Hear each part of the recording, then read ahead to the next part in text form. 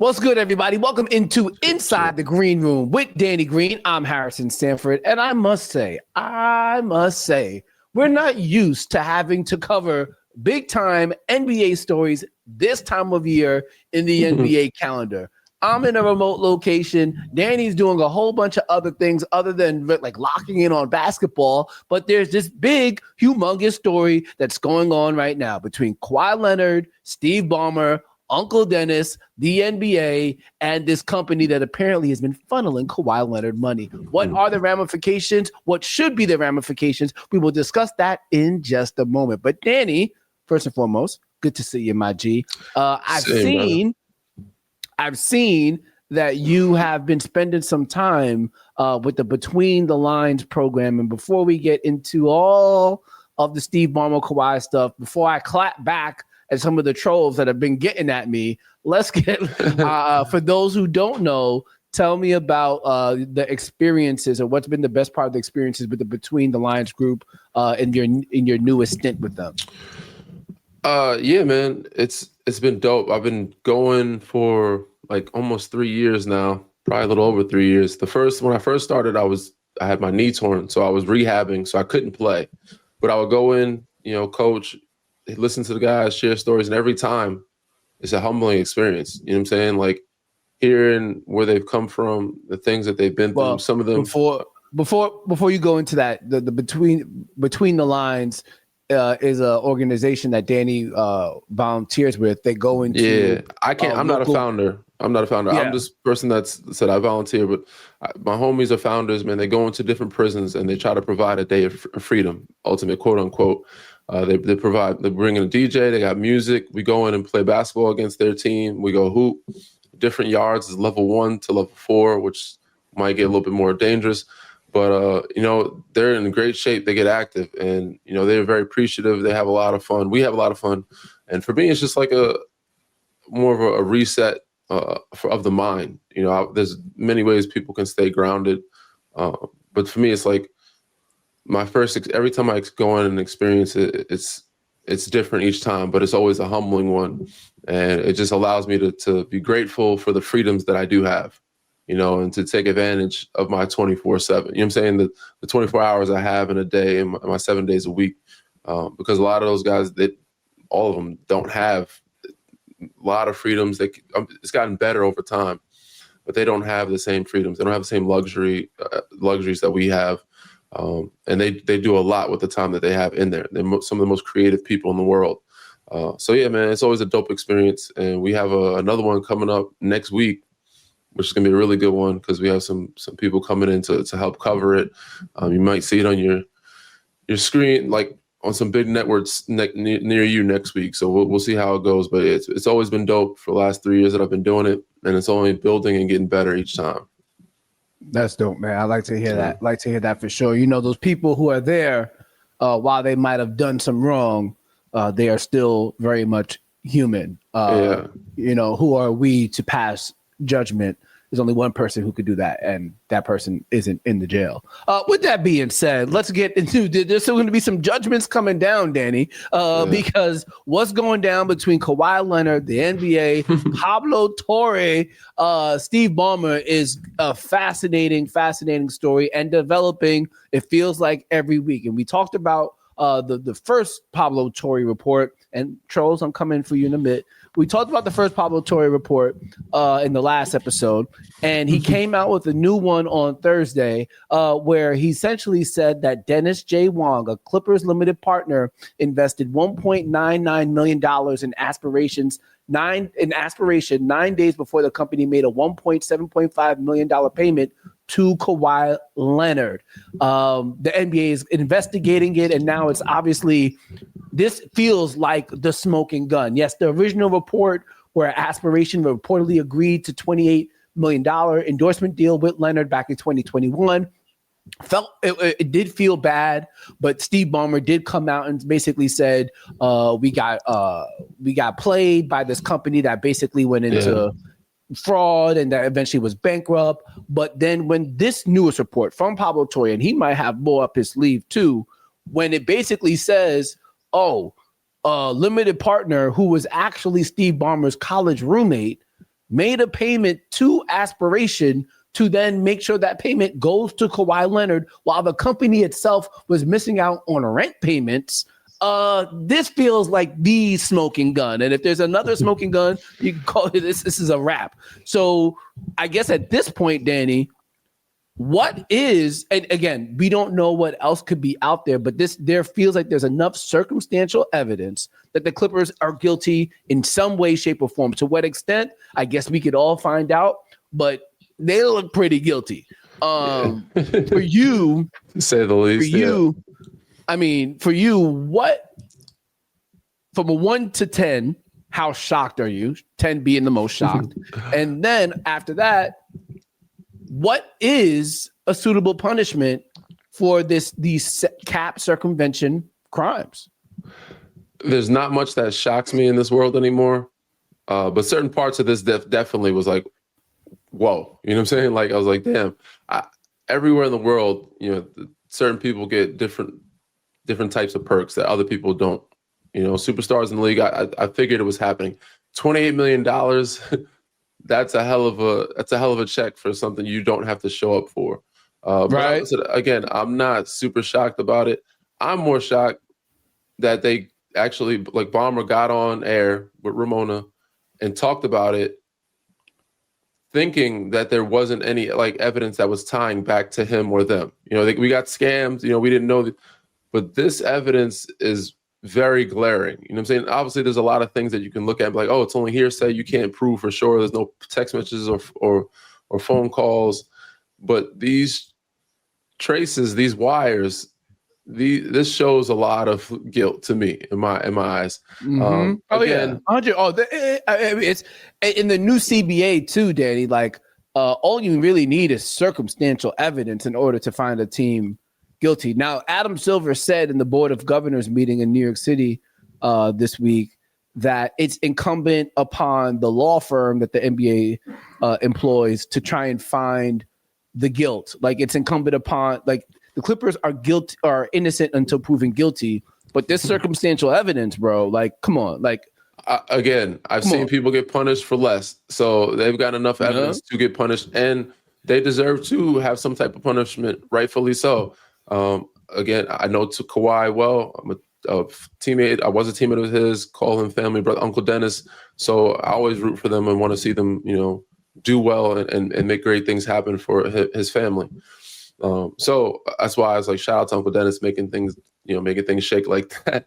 But this should cost the Clippers organization a hefty fine and probably some draft picks, which we don't even know if they have any to, maybe in 10 years they do.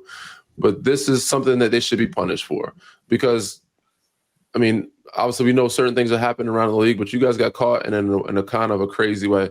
Again, but this might open up Pandora's box. This might open up that box to everybody else being investigated under. Now you see he's looking into your beloved Knicks. He might be looking into what's going on with the Lakers and LeBron. Like, I'm sure LeBron James has gotten some perks before, but I don't know if he's gotten $28 million on the side for a no-show contract. From a no-show tree he's done a lot of things in the media. He's done a lot of things marketing-wise and sponsorship-wise where he actually shows up and gets these and does right by these gigs. So yeah, this is something different because we don't see many superstars that are getting paid for not showing, like, doing these marketable things. You know what I'm saying? Or like sponsorships. Yeah. Bron is all over your TV. Kawhi is a guy that said he doesn't care to be in commercials. You'll see him in some New Balance stuff, but not much else. And you wonder where he's getting others like money from and sponsorship wise. So yeah, this is enough evidence for punishment, and they deserve to be punished. Thankfully for me, I'm not in that chair. I'm not in that seat to figure out what the punishment is. But this can open up a whole can of worms throughout every league, not just the NBA, of what's going on behind closed doors that these superstars are getting in perks.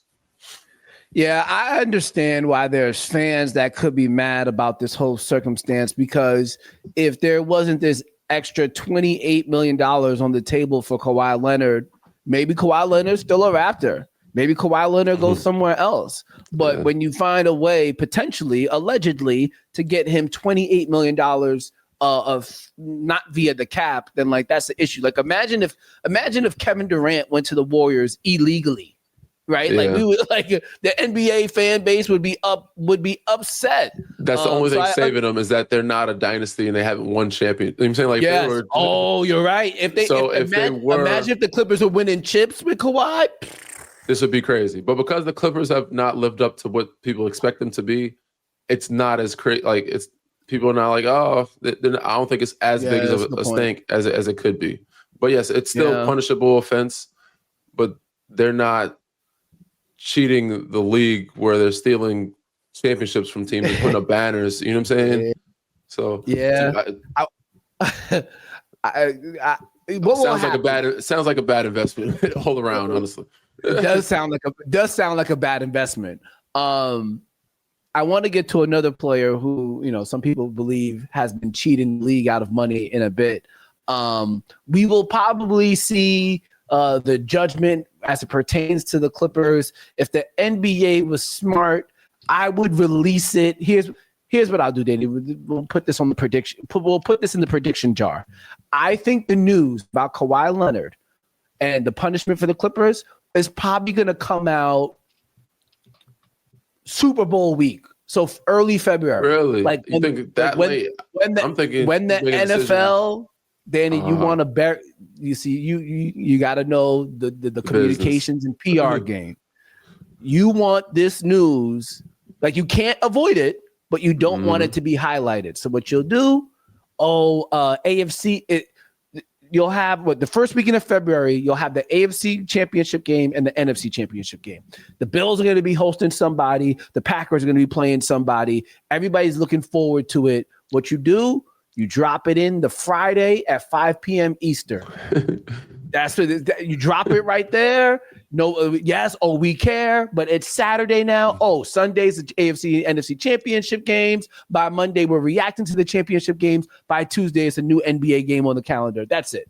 That's how you do it. That's how it then. And I predict that's when the news would be dropped, either by then or by the national championship weekend, where there's still an NFL game on Sunday, and then Monday you're going to have the national championship game between, who knows, USC and Penn State. I'm just throwing out teams. So that's where I think it's going to drop.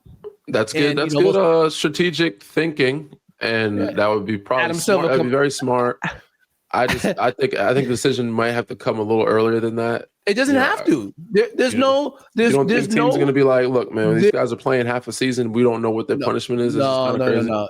Unless the punishment is going to be suspend Kawhi Leonard or void his contract, which I don't think it's going to come to, because that opens up a real Pandora's box, and the Players Association would fight against any notion of voiding Kawhi's contract. Then there is no rush. And because apparently, according to the trolls, I'm good at PR. That is the good time to drop that news.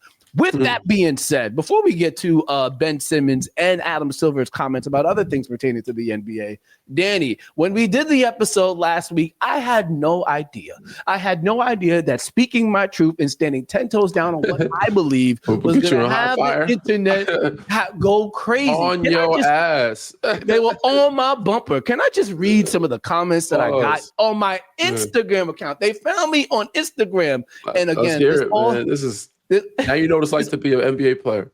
It all stems from the fact that I said I am not the type of journalist that Pablo Torre is. I would not go seek out this news as it pertains to Kawhi Leonard, Aspiration, and report a potential $28 million endorsement deal. Before I even get into that, don't get it twisted. If I found out the news, if I found out the news like it was being reported, I will talk about it, but I am not seeking it out, and I'll explain why in a minute. But let me tell you some of the stuff. Again, you're not in the space where that's your job. Like your job isn't to. I got it. The person that grades restaurants goes in, looks at the kitchen. Like your job isn't to go in and see pots and pans and how clean the restaurant is. I got it. So people are on my bumper, going to my Instagram account. Absolutely pathetic take on Ballmer Kawhi. You're not a journalist, by the way. The person who said "your" didn't spell "your" correctly, so put your apostrophe there. Journalist ? You're a clown. Journalist or mouthpiece? Let's see what else we got here. Oh, there was another one here. No journalist seen in this picture. Glorified PR man. You have no business calling yourself a journalist. Hard to hear you talk. Taking all that Kawhi meat in. Wow. Let's see. They were going. And then the one. Oh, hold on. I gotta find this one because this one was just hilarious to me, Danny. Then they said, "Oh, here we go." I'm not gonna make that joke. That's too crash. But I'll make this one. It was always the weak. Basically, somebody found out that I went to Cornell. It was always the weakest Ivy League. Everyone knows if you can't make it to Columbia or Princeton, you go to Cornell. So I'm like, this is ridiculous. That's attacking your school, attacking the alum. Yeah, that's crazy.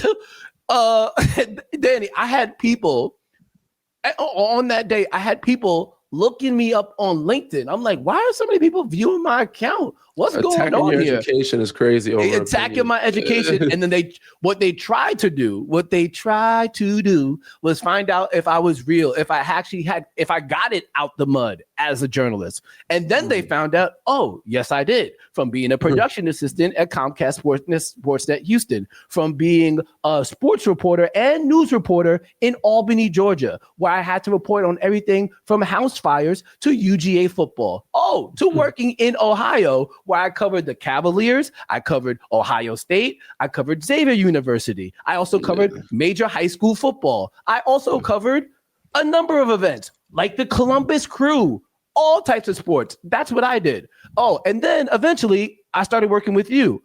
So I think everybody's like, he's not a jerk. Been in the shit for a minute. He's just a friend of Danny Green's. No, actually, my first experience as a journalist was in 2003 when I won an essay writing contest among all New York area high school students to cover the NBA draft. So at 16 years old, I was in Madison Square Garden writing articles about the NBA drafts. So if you're going to come at me, come correctly. And with that being said, I am not the type of journalist that Pablo Torre is. For those who want to tell me what journalism is, because apparently y'all went to journalism school, there's different types of journalists. There are investigative journalists. There are reporters. There are anchors. In fact, you could be a producer and still be a journalist. There's different ways to shave a cat or whatever the hell the phrase is. You guys trying to tell me what a journalist is when I've been a journalist since 2003.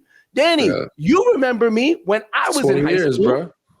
Dog, do you remember back in high school when you were playing at St. Mary's High School, 16-year-old me was traveling around New York City, taking the bus and the subway so I can cover Rice High School versus Xaverian. So I can cover Christ the King going up against St. Raymond's. And I would take the bus in the pitch cold to cover these games. So I could interview coaches, so I could interview players, so I could write an article on NewYorkHoops.com so I can get paid in what? A cell phone. That was my paycheck. They were covering my cell phone bill. So don't ever get it twisted. I am 100% a journalist. I just do it in a different way. Let me continue, because if I was to do what they wanted me to do, which was tell on Kawhi Leonard, I wouldn't be able to have the career that I've had, because while Pablo Torre is an investigative journalist and I appreciate every single thing he does, I haven't made my career that way. Part of the reason why I was able to get the job in Houston as a production assistant for Comcast Sportsnet Houston, because I knew how to report on players. When I was there, I was the main producer who helped us put together a feature package on Justice Winslow, Justin Jackson, the Harrison twins. Why? Because I know how to talk to players and build relationship with them. And build relationship with players. And as much as you guys want to hear investigative journalism, you also want to know the stories of the players. You want to know their trials and their trials and their tribulations, what they're overcoming. You want to know their story. A journalist doesn't just tell the bad news about a player. The journalist also tells the story of the player. And that's the type of journalist that I am. I tell the inside stories of what it is to be an athlete or trying to be an athlete. If I wasn't that type of person, well, then I wouldn't have been able to do sit-down interviews. Like when I was in Ohio with Karis LeVert, who is from Ohio, who was playing in the NBA at the time and still in the NBA now, if I wasn't the type of journalist that can create relationships, I never would have did a sit-down interview with him. Or Trey Burke from Columbus, Ohio, who was playing for the Utah Jazz, who came back to Ohio to run a camp. I wouldn't be able to have a conversation with him and in a one-on-one that people in that market appreciated if I was the type of journalist that was ratting out players getting extra money on the side. Yeah. Or in 2020, when I started working with Aqib Talib, and we did a 5-year anniversary of the no-fly zone Denver Broncos team winning a Super Bowl. There is no way that I would have been able to start working with him, pitch him on a show that had TV distribution in Denver if I was a type of reporter or journalist that was going to rat out on other players. But because I am not that type of journalist, I was able to work with him and all the other members of the no-fly zone secondary to put together a TV special. If I was that type of journalist, I wouldn't be able to sit down with you, Danny Green, in Toronto and do an interview with Fred VanVleet in front of a live audience, with Kyle Kuzma in front of a live audience. We wouldn't have had a TV deal in LA at Spectrum Sportsnet. Norman Powell, live audience. Yeah, we had I could go on. Now you know. For those that did not know Harrison's background, if you don't know, now you know. I am so happy that apparently do your research before we start coming for people.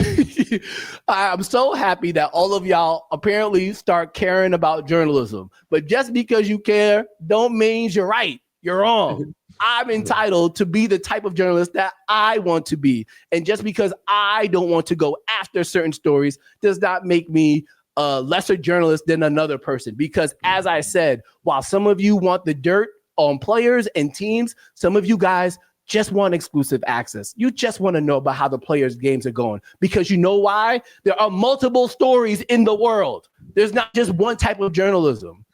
So yeah. Also, again, if you don't know, now you know. But again, we all know how the world works. Danny, they were on my Instagram comments. They were on my Instagram. I'm like, I can't just post a picture of myself now. Like, I got to deal with people calling me a clown because I don't chase stories. Even if that were your job as investigative, like reporter or journalist, there's exceptions for every rule. You know Kawhi Leonard. You've been covering the guy because he's been my teammate of mine for so long. This is a story that if you knew it, you probably wouldn't even want to put it out. You give it to somebody else. That's my point.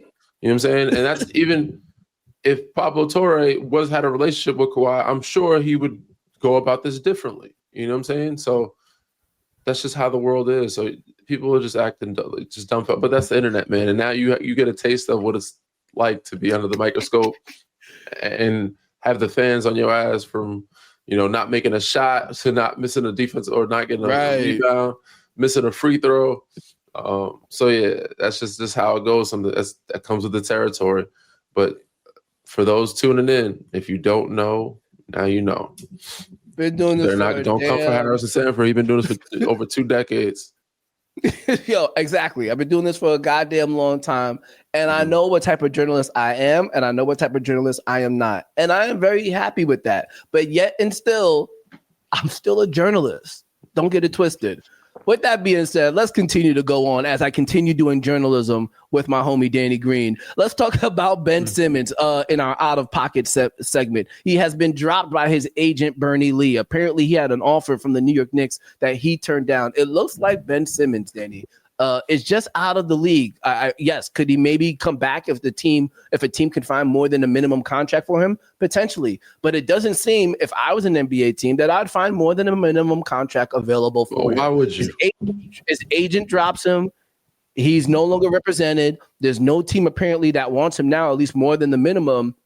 And I, for one, Danny, think it's a damn shame because I still contend that Ben Simmons could, at the worst, and this is no insult to Draymond Green, at the worst, Ben Simmons should be Draymond Green. Elite defensive player, great playmaker. He should at least be that, but he's not. And I think he only has himself to blame. Obviously, I think his demise or his failings or his just disappearance acts really cost you an opportunity to win 3 NBA titles in a row. I fervently believe that when you were with the Sixers, obviously you ended up getting hurt in that Hawks series, but that team should have been in the finals. At least the Eastern Conference Finals for sure. At least Eastern Conference Finals. I think his demise, his fall off, is the reason as to why a lot of things end up changing. Like a lot of things end up changing. And he's so good, bro, because it just happened so fast for a guy at his age, so young. That's one that should be studied because to me, it's not a physical thing. And to everybody, it looks like it's more of a mental thing. But yes, you said at the very least, because he's so talented and so skilled, there's a point where people compare him to LeBron James, one of the greatest to ever lace him up on our. That's crazy. Remember that? There was a moment where people were comparing him to LeBron James, and now you're talking about, and again, no disrespect to Draymond, you're saying Draymond Green, and even then, you're not that right now because people, discredit Draymond. They talk down on him and think he's not talented. That man is very good. He's one of the best role players the game has seen in the history of the game because of his care factor, his intensity, and his IQ. A lot of things that Ben Simmons are missing or doesn't have to that extent, So Draymond's been able to be Draymond because of how intense he is and how much he cares. If Ben Simmons had that same type of intensity, his contracts would be more than the minimum right now. And unfortunately, it's not. Sometimes the last couple of years, he hasn't been healthy, of course, but even when he is healthy, he shows up. Sometimes he doesn't. We don't know what type of Ben you're going to get that day. So he's way out of pocket, bro. Turning down contracts, turning down offers when you don't have many to choose from. When you don't have one. When you don't have any other options. What are we doing here? You either take that deal or just say, all right, I'm going back to Australia and play overseas. But if he wants to continue to wait, you're not going to get more than a minimum contract, but there will be some opportunities because we know how long NBA season is. We know how many injuries that happen. God forbid we don't want any major ones or a bunch. I hope the injuries stay, down this year. But it happens. Injuries happen. Guys get calls up, and he might get an opportunity to showcase himself. In that same breath, you're not going to get more than a minimum contract. They're going to get you for the minimum, and it's going to be probably prorated at that point, halfway through the season. Yeah. So why not get a contract now to you at least get the full year of the season and get paid for it instead of half the year? But he will get another opportunity, depending on him if he wants to stay in it or not. But, bruh, what are we doing here? You're wilding. You're way out of pocket for turning. And now, I haven't seen this happen often. Very few times in my life where an agent drops you. That's crazy. That's wild. But that's the world we live in today. It's just unfortunate. I don't know if it's too hard to come to grips. And you know what? Let me ask you about this.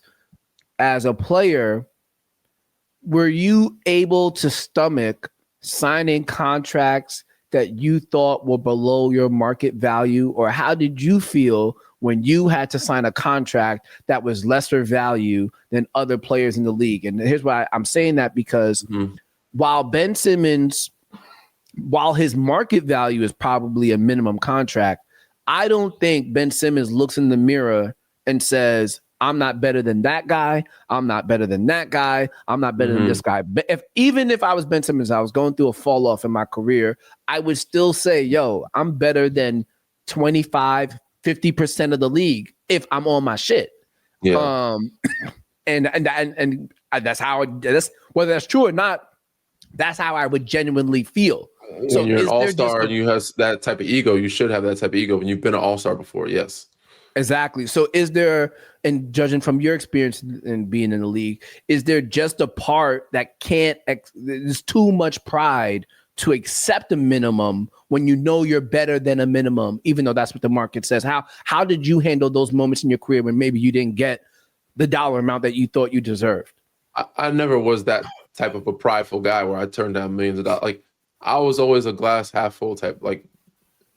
Even if the market said you're worth this, and there's been times where I was like, damn, the market is not great right now. Or where a team was saying, we're looking to pay you this, and then the market wasn't there, so I had to pay less.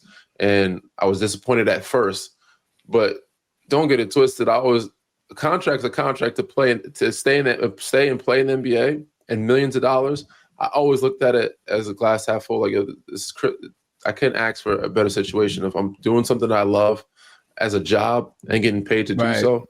The only time that I was disappointed was when said early on and then late, when phone calls weren't coming as much and I wasn't sought after, and but even my small contract early on was a great contract, but I thought like, oh, I played well enough to where I should have gotten more.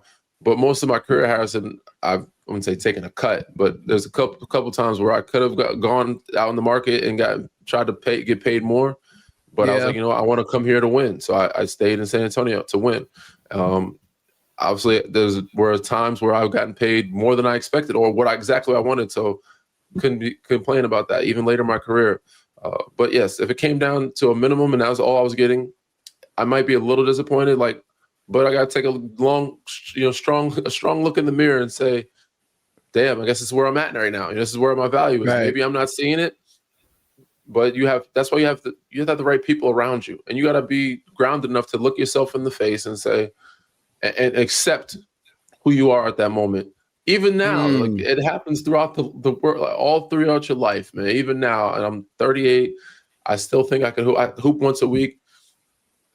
Even when in these little leagues around LA, I have to look at myself in the mirror like, you can't do this anymore. You can't try to block every shot. You can't carry a team anymore. Certain leagues, I can probably carry a team to get wins. We go into between the lines in those prisons, they referee their own games. Usually I can get a win. We just went in there and lost. We got our ass kicked, bro. You got your ass kicked?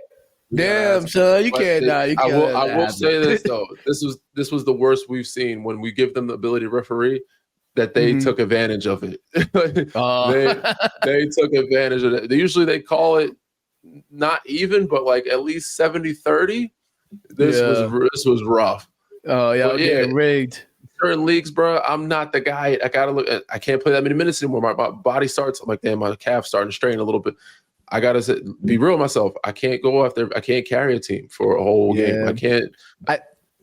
This is how the world is. When that's how life is. That's how life happens, bro. And you gotta accept. You gotta be able to roll with it. You gotta have enough, or lower your ego enough to be able to accept who you are in the moment. Yeah, it's a tough pill to swallow, particularly when you've already made as much as Ben Simmons has. And I think that's the difference. He could not come back to the NBA and be fine for the rest of his life. Will his legacy or his image be tarnished? 100%. But it's already we're already past that point. So you might as well just continue to get the check as long as you can, man. Try to be in the league as long as you can until the wheels fall off, and then you can find. But again, he could always play. He's from Australia. Like, he could always play in other leagues and other places if he wanted to, and they could value him. I don't know how much they receive him there, but he could play in other places if he wants to play. Like, if that's your mindset of like, I want to play, I want to be one of the main guys, go ahead, do your thing. There's still plenty of guys playing overseas in different places. He could really be Draymond Green, bro, and that's at the very least. That's not an insult to Draymond Green. I think Draymond Green is a very good NBA player, and that he could be that, but he just. Anyways, all right, we gotta get here. One more thing, Danny, before we go. Wanted to touch on some quotes there from Adam Silver, who was at the Board of Governors meeting, and this is another thing that I believe is out of pocket. He was asked about the NBA and how difficult it might be for fans to watch the games this year because you have games on Peacock, you have games on Amazon, you have ESPN. And obviously, these are not free services. And somehow, somewhere, you got to pay to watch these. And so he basically said something along the lines of that the NBA is a highlight league. And if you can't watch the games, you could catch the highlights. That's not a good look. It's not a good look at all. I think it's very much out of pocket. Now, granted, this is the thing that happens in the media world. And Danny, you know it too. Sometimes things get taken out of context. You never really hear the full quote. They make the headline out of what you said, and the headline sounds worse. But with that being said, when you are in charge of a league, you have to be media savvy enough to understand that your words will get mixed. So you have to be you have to dot your I's and cross your T's and speak as if you could get misquoted. So you have to be really on top of it. And I just think it's a bad look. And I do think this, and I think it's a struggle for every media outlet or any just the attention span of people in general, because we're in social media era now, where everything when everything has to capture your attention in the first 3 to 5 seconds, and nobody wants to sit down and watch a game anymore. I do think here's my biggest issue, and I had this conversation with somebody recently, and we got to go soon. And now that we're in the NFL season, there is, and you watch all this NFL coverage of across all the major networks, and even with the podcast, there is a great appreciation for the X's and O's of football. People care about press coverage and pressure rates and getting sacked and 8 men in the box. And I think there's just a general appreciation for the sport of football. And I want us to get to a better appreciation level of the sport of basketball. And yes, it is a highlight sport because people are dunking on each other. They're crossing each other over. But I think there just needs to be a greater emphasis on the actual beauty of the game. Here's what I would say, Danny. If you're San Antonio Spurs were the New York Knicks, I think how basketball will be digested and appreciated would be different, because you guys played a beautiful game, and I don't think it was appreciated by anybody else, by anybody I think it was appreciated by basketball purists, but you guys were in San Antonio. If y'all had brought the beautiful game to the New York Knicks or the Los Angeles Lakers, then I think there would have just been a greater push, like, oh, this is how basketball is. They're running swing actions. They're swing, open three. Oh, like a greater appreciation for the game. And I think that's what we're missing. Because it is a beautiful game. You've played the beautiful game, and when it's played correctly, it is something that you could truly digest as a fan of sport, not just basketball, as a fan of sport. For sure. I'm gonna keep this short because again, we gotta get out of here. There's not many times where I disagree with Adam Silver, but this one was a bad take. And I think he could have capitalized or pushed the narrative a little differently or in a better way with how he worded it or said it. What I think he meant was, or what he was trying to do, even though they're streaming on these other platforms, I think you can still get the highlights on the NBA app, right? Or NBA TV. Like, so like that's the way you push it. Like, all right, well, we get that you guys can't afford this, but we always have these highlights on NBA TV. You're all able to get NBA TV and stream most of these games and most of these highlights and watch the game at a faster clip. But yes, it is a beautiful game. I understand why some fans are frustrated. You don't see it as often anymore now, especially during the regular season.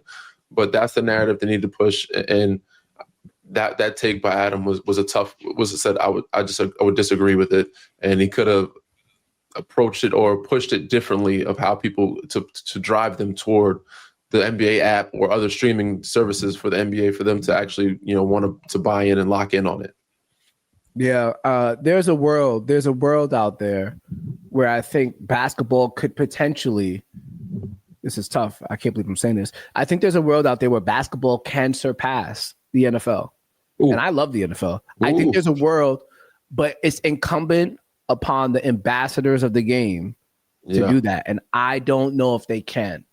That's the issue. That's going to be a very challenging. Yes, it's going to be an issue, and that's why I don't see it happening. Because the direction of the league, I love the direction the league is in, but they have to be in a really good, like, to overtake the NFL. You have to have some really good ambassadors, and I love the talent that we have, but the branding, off the court things that these young kids are, it's just not there yet. You know what I'm saying? Just think about it, Danny. When you watch NFL coverage, how many NFL commentators bash the NFL? None. It doesn't happen. It doesn't happen. It doesn't happen. It's a big part of it is the media's fault, but also said the players that the top dogs that don't want to be the face of the NBA, that just not doing the no-show, not showing up and not doing a bunch of marketing and sponsorship stuff. No-show $28 million contracts. No, we need you guys, everybody want to be the face of the league, doing all these sponsorship deals and all these commercials and bringing it up. I don't know if we're going to see another LeBron James, not just as a player, but businessmen and off the court, Mark, like, I don't know if we'll see another one of those guys coming along, because of they're just not handle the professionalism, not just in the NBA, but all around the world is not what it used to be. It's a different